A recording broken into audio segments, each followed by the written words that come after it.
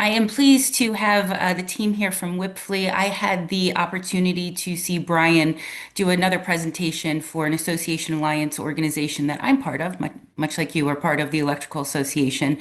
And he had an opportunity to touch on tax credits, and I immediately reached out and said, this is just something our membership has to know about and our stakeholder network has to know about. And so with that, I'm going to kick it over to Brian. He's going to tell you a little bit about the organization, his co-presenters, Steve and Doug, and we'll go from there. If you have any questions, please enter them in the chat. We're going to aim to answer them as we go.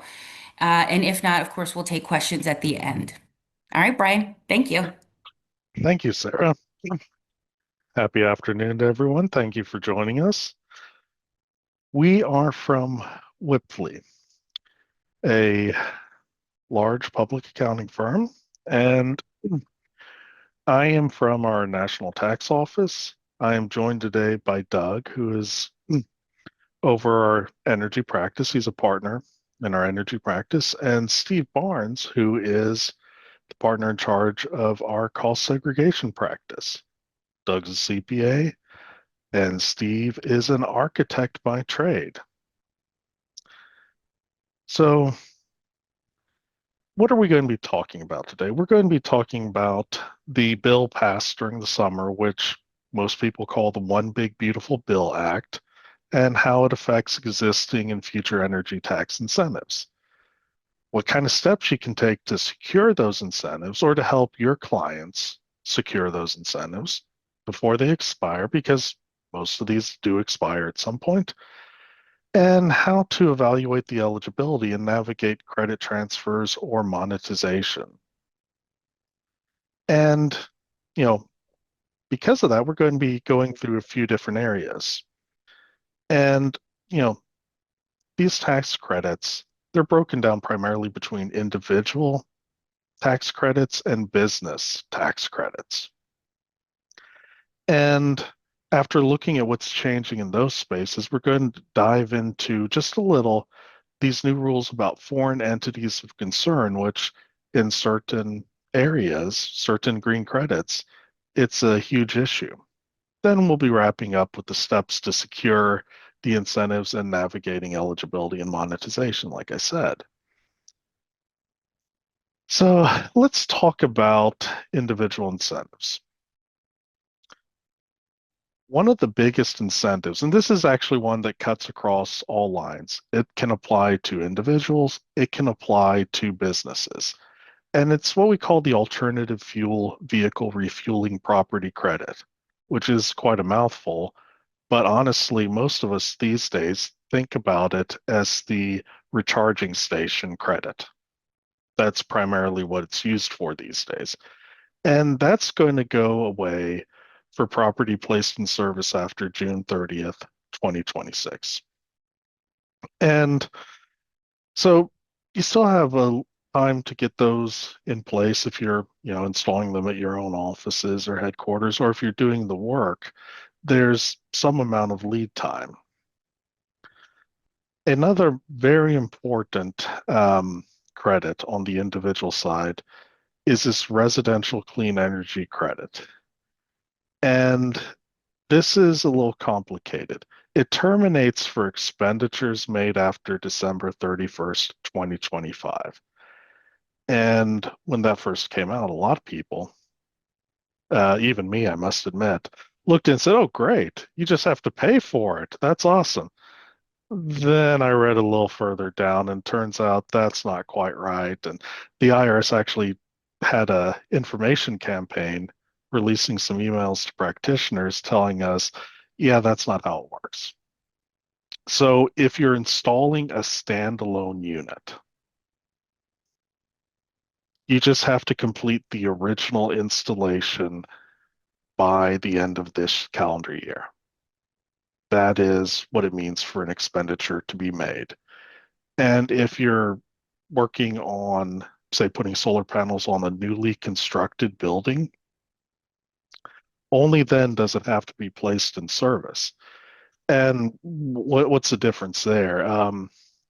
Steve, do you think you could explain what's the difference between just having something installed versus placed in service for tax purposes? A lot of times we see, for example, we work on a lot of car dealerships, with charging stations, right? So a lot of these dealerships are, being mandated by, Ford, GMC to install charging stations. And a lot of them, what they'll do is they'll set up infrastructure, let's say a pad and connections towards where a charging station would be. And those assets, yeah, they're done, they're paid for, and they're not really in service though. They're not generating energy, so there's no charging station. It's not being operated as what its intended use is. Yes, the assets are there, but until there's a charger and a charging station that's in service and operable, then we can't take the credit. We've seen that situation happen a few times where we've had these car dealerships will spend a significant amount of dollars. Maybe they'll have three, operable charging stations, and then three where there's potentially future charging stations, and they think they could just take the credit and apply all those costs, and that's not true. We'll have to go ahead and segregate out the costs that are those charging stations that are able to be used at that moment and take the credit on those charging stations, and then the assets that are there for future, well, unfortunately we can't do anything with. So um, Thank you. Yeah, that's great. Yeah, I mean, that's a real easy way to look at it is for these residential clean energy projects, say you're adding a battery or solar panels or whatever, there's a difference between something that is installed and in place and something that's live and generating or storing electricity already. And that's really where what it comes to. Even though place and service is a business concept, it definitely applies for new buildings. And we something have, that, oh, yeah, please go ahead. I'll butt in there for a second. Yeah, it's something, maybe that terminology that would resonate with this audience is like a permission to operate from the utility company, right? That's really kind of where we hang our hat on. If we get that certification, to operate that whatever that renewable energy system may be, that's a key component. Yeah, you can install, pay for it, but if it's not doing what it's supposed to do, well, you can't take these incentives. So Awesome. Great clarification. So we also have a lot of other incentives that are expiring on the individual side. And oddly enough, a number of them relate to vehicles. They're about clean vehicles. So basically the used vehicle clean vehicle credit, the new vehicle clean vehicle credit, and the qualified commercial clean vehicles credit. All of these terminate for vehicles acquired after September 30th, 2025. Now, this is an area where we actually had a lot of, this isn't necessarily what you're, dealing with in your businesses, but a lot of people, especially with fleet vehicles these days, like to go electric. So I'll spend a little time on this. And this is an area where the IRS came out and actually gave some very favorable guidance. They said, look, to acquire a vehicle doesn't mean you actually are in possession and have taken delivery of the vehicle. You have to have signed a binding contract. You have to have, made your payment, down payment, whatever, your trade. And you will not have to have taken delivery of it by September 30th. Now that we're on, it's October 1st today, so it's too late to rewrite the past. But if you had gotten the deposit in and signed a contract and you're just waiting for it, you're still good. The energy efficient home improvement credit also terminates for property placed in service after December 31st of this year. And finally, the Section 45L, which this isn't really an individual credit. This is primarily for developers, people who are developing new homes, developing new apartment communities. And that's going to be terminated for dwelling units or homes or apartments, whatever you want to call them, that are acquired after June 30th, 2026. So Steve, can you give a little background on 45L? We aren't covering it in depth today, but 45L, came about, it actually was it back in 2006. And, over the decade plus has, definitely changed and morphed into quite a different things, especially the last few years with the IRA. 45L, just high level is a credit for residential property, rental property. So whether that's single family, multifamily, and I should actually caveat, not just rental property, if property that you own and you're going to sell. Example, if you're a builder of homes, and you're selling those homes, or you're going to rent them, or condo units, multifamily developments. And the credit's pretty significant. It goes all the way up to $5,000 per unit or per home. But it does, what they've done is they have aligned it with Energy Star, which I'm sure a lot of you guys are familiar with. Whether that's just regular Energy Star, or there's Zero Energy Ready Home.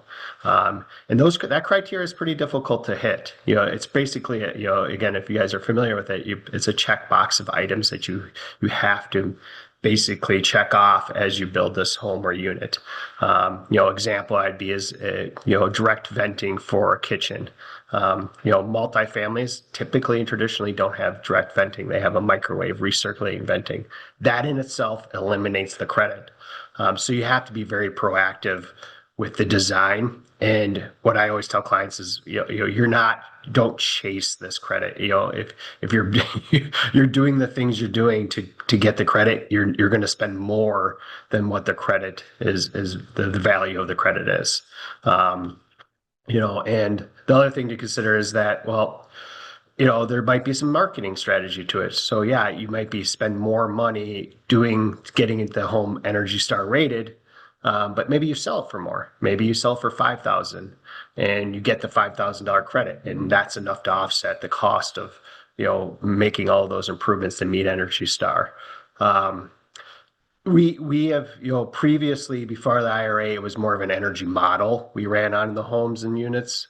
And that was a lot easier process. I would say 70% of our properties qualified at that point. It was based on reducing energy consumption. Now with Energy Star, I would say it probably flipped. Probably 30%, 20% of our multifamily and single families qualified.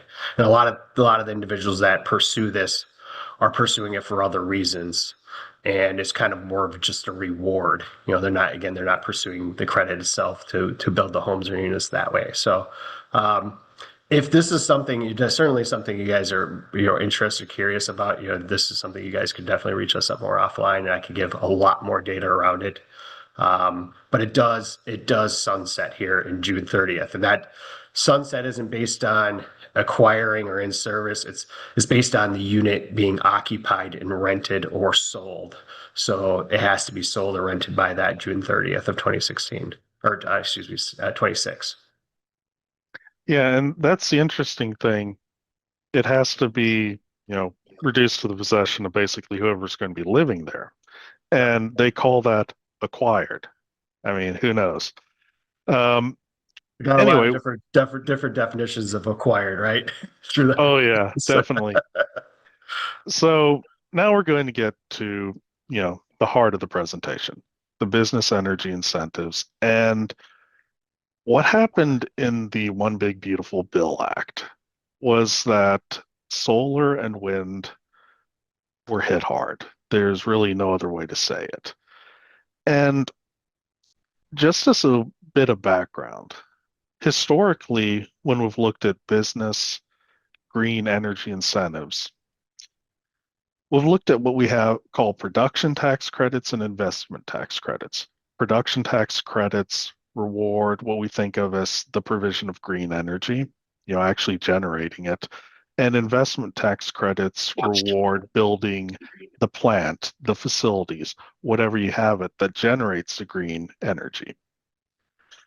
And one of the most important parts of the bill, actually before the bill, was that we were moving away from our traditional lines.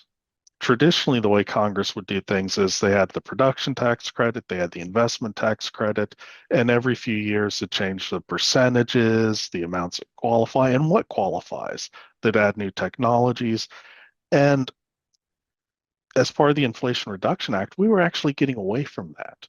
We were going to what we call technology neutral clean energy provisions. And we even had new code sections for them. We call them 45Y and 48E. And those are the production and investment tax credits, respectively.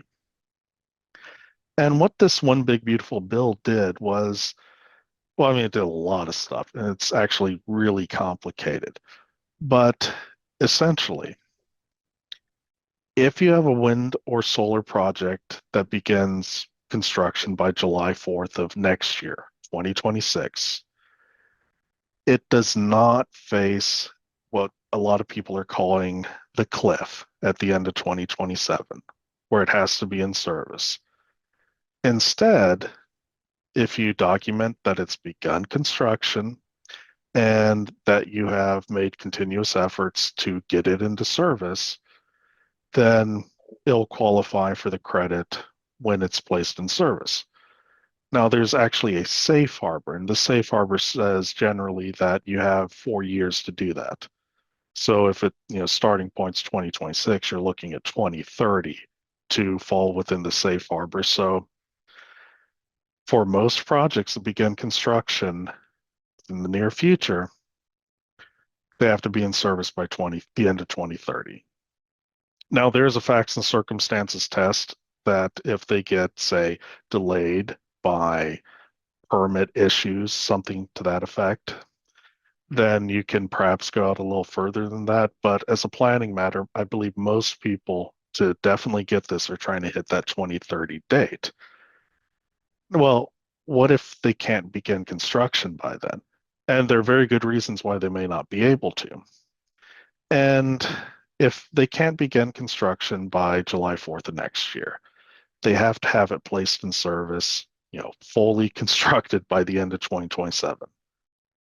And we got a new notice recently that responds to an executive order that narrows what it means to have something begin construction.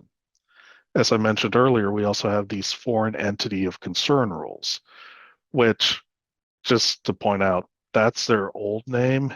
Their actual terminology that got added to the Internal Revenue Code is prohibited foreign entities. So you may hear us use those interchangeably. Now, there is good news.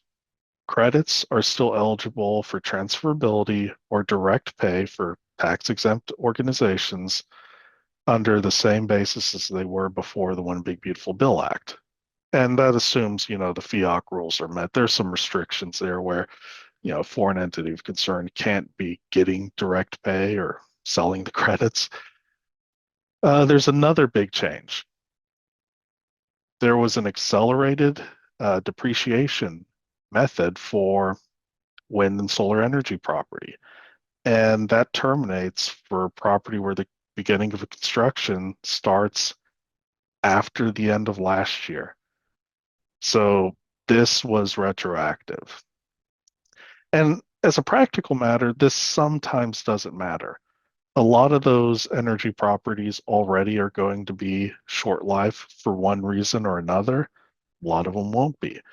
And this just complicates things unnecessarily, but it's just generally part of the anti-solar and wind provisions of this bill.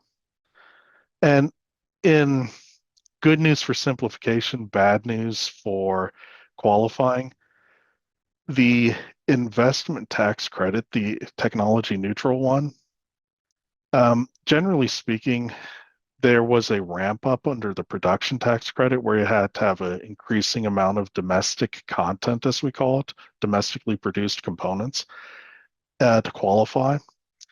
And that now also applies to the technology neutral investment tax credit. It used to be just a flat amount that didn't change year over year. Well, now there's a ramp up.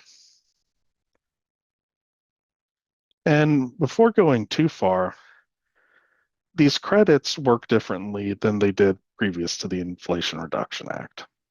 And historically, we would have a credit. It would be 10% or it'd be 30%, and that was it. You'd get it, 30% of basis. On the investment tax credit, we now have a base credit of 6%. If you hit prevailing wages and apprenticeship requirements, you multiply that by 5. And now not every, you know, project has to meet those. If it's under a megawatt, for instance, it, doesn't have to do that. If it began construction before January 29th of 2023, it's a very important date, it doesn't have to meet this requirement. And you just automatically get that 30% in those cases. Now, there are other adders, as we call them. If you have a sufficient amount of domestic content, you get another 10%. If it's in what we call an energy community, another 10%. And if it's in a low income community, then it's, another 10%. So there are a lot of facts and circumstances determinations or, targeting of perhaps underserved communities that were built into the Inflation Reduction Act changes. And those really haven't gone away. Instead, what has gone away is part of the beginning of construction. For years now, going back to at least 2013, the IRS has looked at beginning of construction very simply. You had two ways. You had a 5% safe harbor, and that was basically if you have paid or incurred 5% of the costs, you will be considered to have begun construction. And the other option was you have a physical work test where you had to, look at the facts and circumstances. So this is more along the lines of actually breaking ground. It doesn't matter if you have everything ready to go sitting in a warehouse on site, ready to install once you break ground. No, you actually have to break ground. So people generally have looked at this a number of ways over the years. Obviously, if there's supply chain issues and you've begun the physical work of constructing a solar facility, perhaps the physical work test may be more favorable. But generally speaking, most taxpayers tended, I believe, to look at the 5% safe harbor. Does that match with your experience, Steve? Yeah, I mean, I would say almost all times. There's been very few times. I probably can count on both hands how many times we've done the physical test work. It's always based on how much cost has occurred on the project and looking at invoices and contracts and there's been a bit of a strategy there too, right? Getting pushing the work and getting the work on paper, which might grow a little bit of scrutiny from the IRS, right? Um, but we've seen that strategy and we're seeing it right now. Mm-hmm.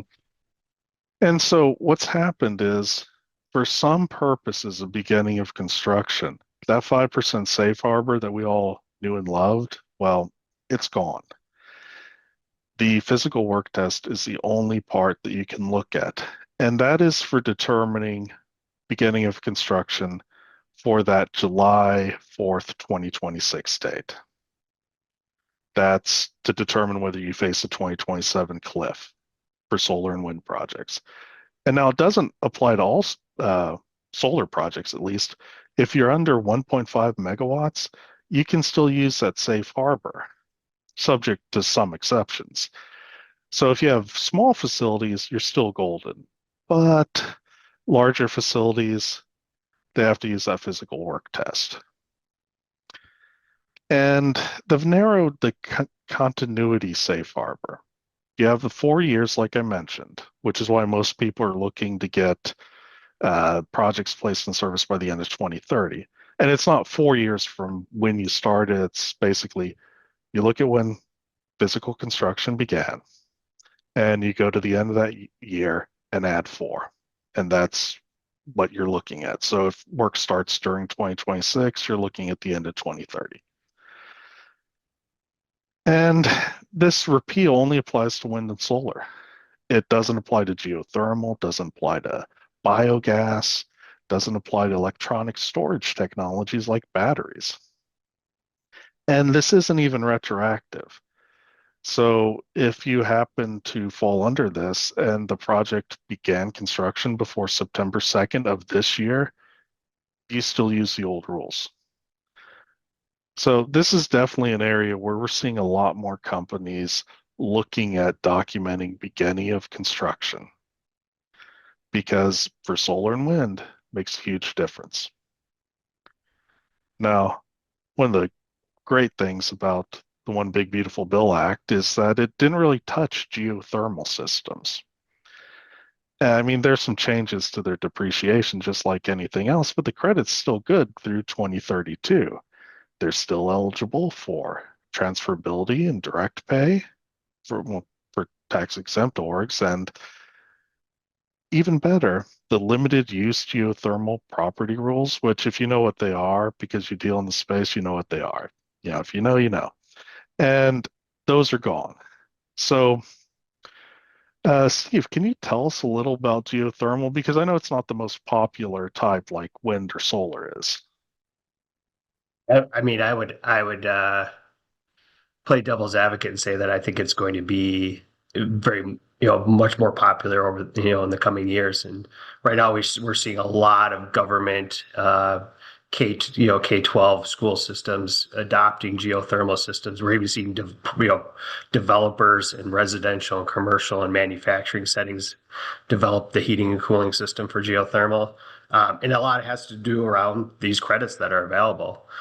So I would say, as notoriously it hasn't been, but I think there's a significant uptick, and I think we're going to see even larger utility scale types of project electricity, in the next coming years, especially even coming into the Midwest with some more technology where we haven't really been strong and really haven't had the ability to be strong with electricity driven geothermal systems. So I think it's good. You're going to see a pretty big uptick in the next few years, and maybe that's something for this industry to start thinking about and how we're approaching that. We see a lot of designers and builders right now that are incorporating this option as an option for their building owners to take on.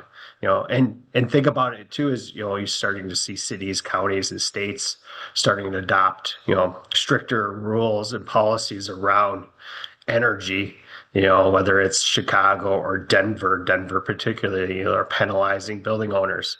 These are things that they're going to have to think about, and how they're going to offset these costs. Well, it's going to be through these incentives, which there's the federal incentives and there's local incentives, and pairing that all together and taking these tax strategies is really going to be the way to do it. Um, Obviously, you Excellent. can tell that I'm a big advocate for it. Mhm. I have been, for many years, even through architectural school. So it is, it's an old system. It's not that complicated, but it does have its drawbacks to it. It's more expensive. There's maintenance to it. There's things to consider, outside of these credits. Definitely. Well, this one is near and dear to our hearts. You know, Steve and I separately have worked on this for decades, and that is the commercial buildings energy efficiency tax deduction. This is another one where it goes back to 2006, the Energy Policy Act, and originally allowed building owners to get a tax deduction, essentially accelerated depreciation for their interior lighting system, their HVAC or hot water systems, and even the building envelope if it met certain energy efficiency targets. And the Inflation Reduction Act also made this one better. For years it was, call it $1.88 per square foot. That was the max you could get. And it bumped it up to $5 per square foot and made it adjusted for inflation. And even better, it said, hey, you can basically recertify a building every 3 years for additional energy improvements. And Steve, can you walk through some of the things we were seeing? But I should point out this one is again going away for property, the construction of which begins after June 30th, 2026. So there's still some time. And this one, Brian, correct me if I'm wrong, but this one does follow the begin construction, the 5%, whether it's It cost does. or yeah. So I mean, we're gonna this it does sunset June 30th of next year, but we're gonna see projects that have started this year, next year, even going right up until June. That are going to take a year or many years. A lot of our bigger projects, especially when we look at government projects, they're going to be a 3-4 year process. And there, there's some strategy to it. But yeah, I've worked into this incentive for, since 2008, a year or two right after it was adopted. And it's been a unique. It's definitely had a lot of guidance and clarification over the last decade, and then just more recently, again with the IRA, it was significantly increased. We have on this slide $5, but right now it's $5.81. There's an inflation factor into it. So as an electrical contractor or mechanical contractor, we work with a lot of these subcontractors that are working on public projects. If you do a school, let's say you renovate, update their lighting systems, for example, and it's 100,000 square feet, there's a pretty good chance that you'll qualify for the $5.81. Um, it gets a little complicated though, because you're doing this project for a pub or for a tax exempt entity is what I'll call them. They have to allocate it to you, so there might be some back and forth. You have to kind of negotiate with them. Sometimes they're asked for something in return.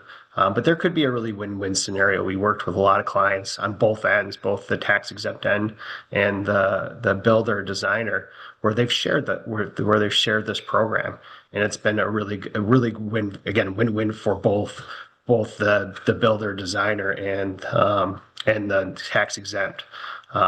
Because again, going back to that 100,000 square feet to the $5.81, that's a $600,000 deduction that could be allocated to, again, a subcontractor if you're doing a lighting design or mechanical upgrades. And we're seeing a lot of these government and not-for-profit buildings being upgraded because their infrastructure is 30, 40 years old and maybe even older, and they're being required to do it, and they're spending the money to do it. So we certify millions and millions, probably hundreds of millions of dollars of deduction at this point, of this program. Now, going from that, there's the ability for the designer builders to get this incentive from those public tax exempt entities, but it's for privately owned property, a hotel, commercial building, manufacturing. They could take advantage of it as well. And we do hundreds, if not thousands, of those studies a year. And there's, again, a lot of tax strategy around it. If you're building a manufacturing building, ground up, it could be, qualify for the full $5.81. Now, the one, the energy component of it, ironically, isn't the difficult piece of it. It bases itself off of an energy model of ASHRAE 2007, which I'm sure a lot of you guys are familiar with. So if you're doing something today, that's where we're taking that building and comparing it against a 2007 ASHRAE standard. So the energy piece of it is really, really ironically, the easy component to hit.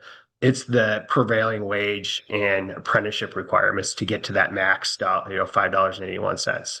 Now, I always get, a shaking heads at, or, like, that's not going to meet it. You'd be surprised if we do just a little due diligence on the project. Those trades, whether they're union, not, they're being required to be certified payroll or not, they typically meet it because those trades are in such high demand. When we look at their wages and their fringe benefits, they're meeting and exceeding these rates. So you might be meeting it and not even know it. And it's not a hard process to kind of just pull some wages and look to see if they do qualify. Awesome. So I know this doesn't really apply too much. Just going to mention it. There's an advanced manufacturing production credit for making things like wind components. It's That's going away too after December 31st of 2027. We got an addition of metallurgical coal as a critical mineral, and that will terminate after 29. Um, Not going to spend too much time on that. If you're involved in clean fuel production that's been modified and extended, that's much different from solar and wind. And then even the carbon sequestration credit had some changes, but because those really aren't dealing with um, what your industry, we're not going to belabor the point. So that takes us to our foreign entities of concern, and we have a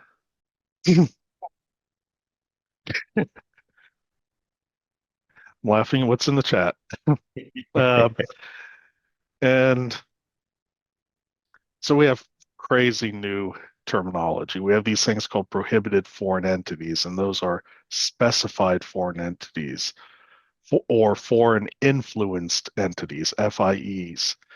And what it comes down to is on the specified foreign entities, where you're going to run into this most often is a foreign controlled entity. Something owned or organized by citizens or in just companies or agencies or parts of the government that are from, for all practical purposes, we're talking about China, Iran, North Korea, Russia. They're also on the list, but realistically, we're talking about Chinese controlled entities. They're owned by citizens of China. They're organized under the laws of China. And that's generally what we're looking at for specified foreign entities. Foreign influenced entities become a little more complicated. Basically, those are ones where we say an SFE has too much influence over the entity. They can appoint C-suite or board members. They own part of the other entity, at least 25% for one, or if there's more than one, it has to be at least 40%. Um, if you have too much debt, entity debt issued to one or more specified foreign entities, those are, going to trigger these rules. Even situations where if you're under contract with an SFE or a related person and you have effective control where you can direct aspects of component production, even through licensing agreements and royalties. So there is this broad group of prohibited foreign entities. And what it means in most cases is, they're the simple rules like, these entities can't receive the tax credits themselves.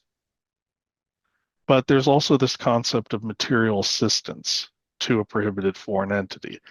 And for the investment and production tax credits, it's basically taking your total direct costs for all manufactured products that are produced by the prohibited foreign entity and comparing that to, you know, the prohibited foreign entity ones to the total cost. And it varies depending on what you're looking at. The amount for, say, a solar component is different from the amount for a battery. You know, you can have up to, for instance, for solar, up to 60% of it can be from a prohibited foreign entity.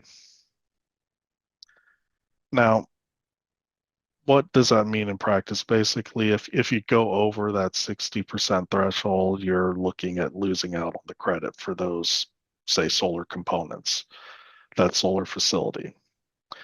And that's really a tough situation where we don't have a ton of guidance yet on how far up the supply chain we have to look, how, deep do we have to dig on these things. We're waiting for IRS and Treasury to provide that type of guidance. And I'm sure everyone heard the government officially shut down as of 12:01 a.m. today, Eastern Time. The IRS remains open for general business until October 7th, but Of course.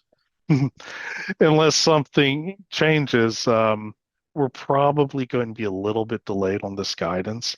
I will admit, Treasury's been pushing out a lot of guidance the last few days, but I haven't seen this yet. And there are all kinds of, like an increased statute of limitations and certifying supplier penalties even. So this is definitely, as we head into next year, this is going to be a bigger and bigger part of what we're looking at on clean energy.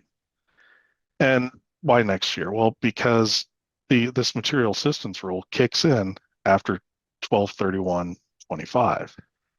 So we're definitely going to see this come up more and more often.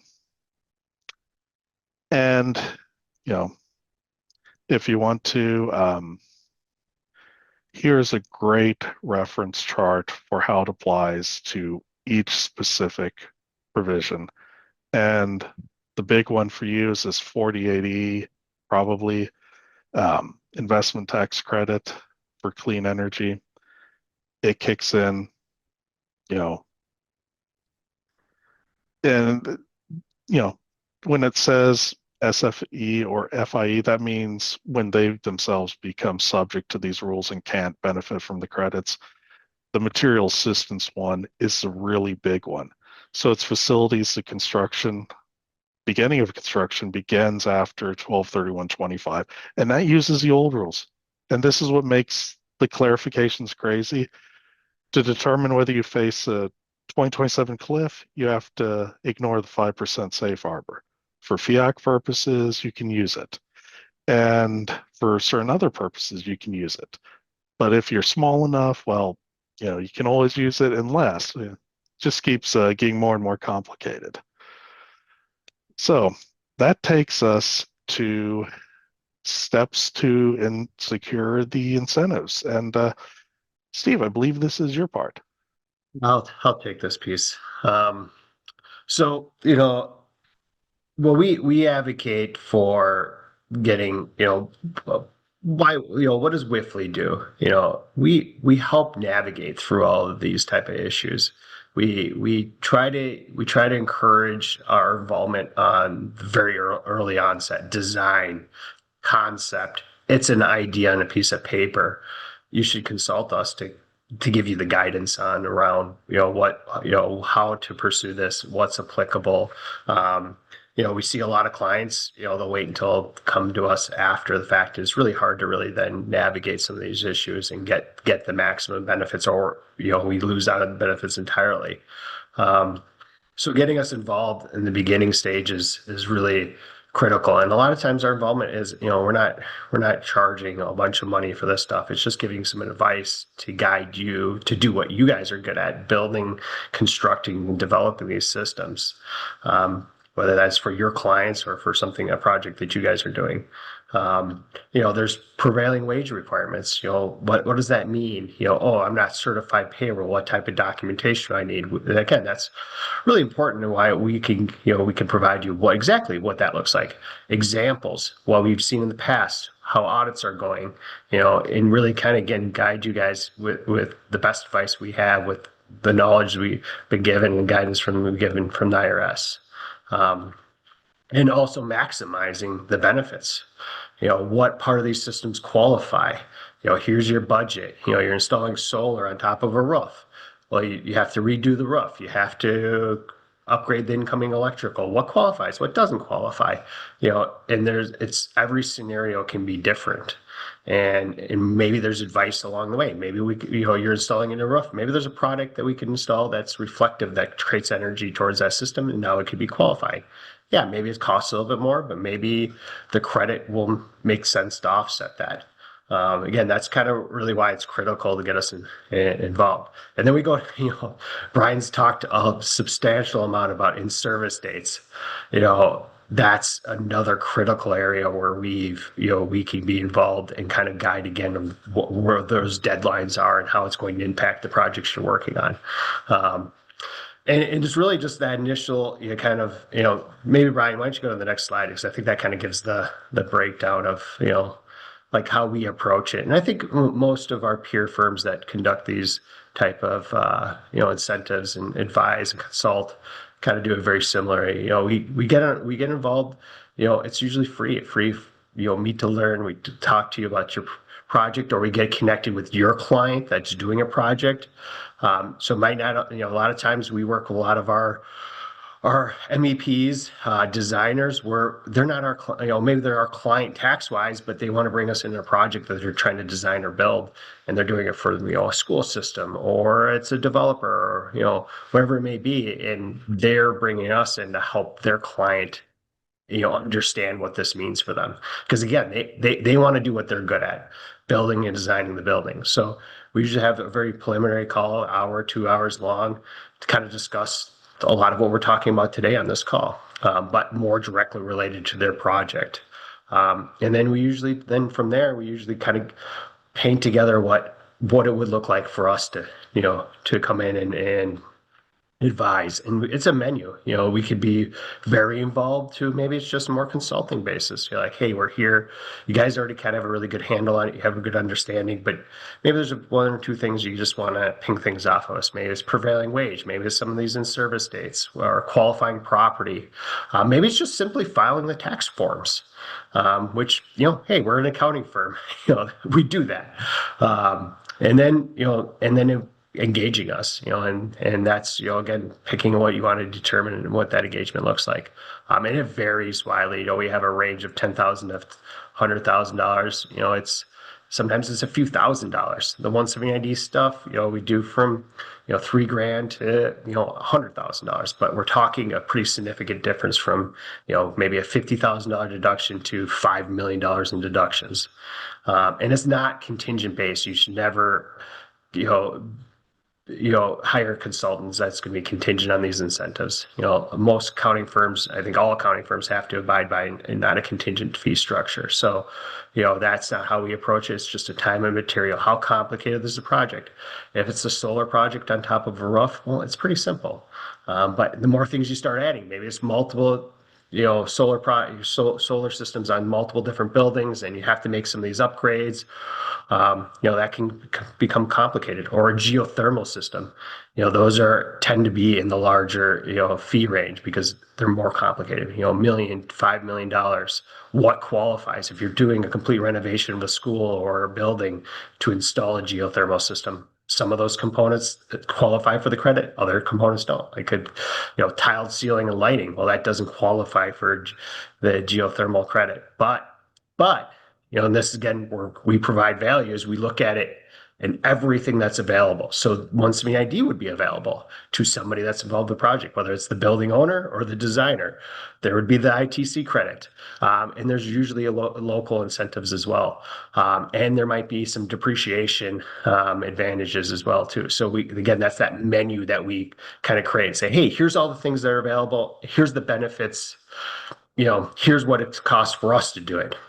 And at least from that, you're educated on what's applicable and what how to pursue it forward. Excellent.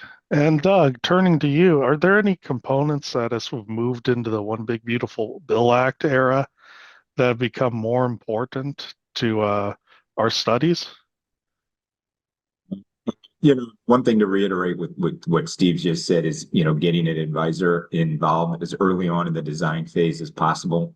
Because if you recall back some of those adders that Brian mentioned, those 10% adders, or even the prevailing wage and apprenticeship requirements, if you miss those things throughout the construction, or some of them are application processes, it can cost your customers money. We've had clients who didn't apply for it properly, didn't get it on an originally filed tax return, so they weren't eligible for the credit. So that's where the advantage of bringing an advisor in as early on as possible in this area. And then to your question, Brian, yeah, we're seeing, the beginning of construction memos. That's something, new. One thing too to mention on that is the FEOC, the Foreign Entity of Concerns. I don't know if we emphasized it enough, but if you begin construction here between now and the end of the year and meet that 5% rule, you don't have to worry about the Foreign Entity of Concerns. It's only if you start construction after 1/1/26. So with that, let's go to the next slide. Just to, the other beauty of these tax credits for, the owners of the energy systems is that these credits are really good. You can monetize them really benefit. For-profit entities, you can actually sell these credits. So if you generate the credits and you can't use them to offset your own taxes, they do carry back 3 years, carry forward for 22. So ideally, we would recommend trying to do some tax planning so that you could use them yourselves and get 100% of the tax credit. However, if you've got a large project and you're generating multi-million dollars of credits and you can't use them all, they are sellable. There's some markets out there, there's buyers out there. I'd say right now the market's in that 85 to 92 cents on the dollar. You do usually have to get attorneys involved. You have to pre-register with the IRS on the system. So there are multiple steps and extra costs. But we do want to make everyone aware of that they are sellable. And then the other beauty and who gets the biggest benefit is actually the tax exempt organizations, the government organizations, schools, tribal communities. They actually get a direct pay program. They get the money directly from the government. So whatever credits you generate, if it was for profit, they get to use them or sell them. The not-for-profit entities, they get the money directly back from the government. They have to file certain tax forms. They have to do pre-register with the IRS. So they have extra steps, but eventually they will get 100% of the credit amount back in a check. And that's for all, tax exempt organizations. The only thing from the big, beautiful bill that affected the selling and the transferability of these credits is the foreign entity of concerns. If you don't meet those rules, or you end up having too many components from a foreign entity, you would be deemed ineligible for the credit and thus not be able to even take the credits. So that's the only thing that got affected. Otherwise, it is a great program and available still going forward through 2033. I think that is it. So I think with that, we would open it up to any questions if they're out there.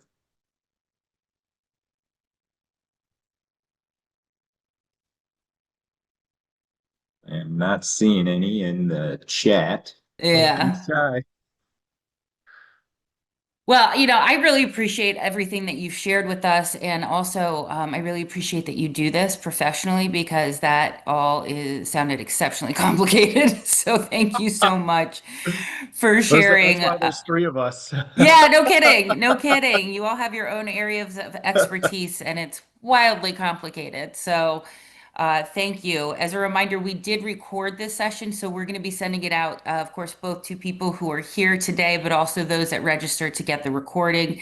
And we'll be sure to include our presenters' contact information so you can drill down a little bit more on jobs that you may have that could use a little bit of their help, it sounds like, to get the maximum credits. So with that, I don't see any questions coming in. I think we'll close it for now. And gentlemen, again, thank you so much for your time and your expertise. We appreciate it.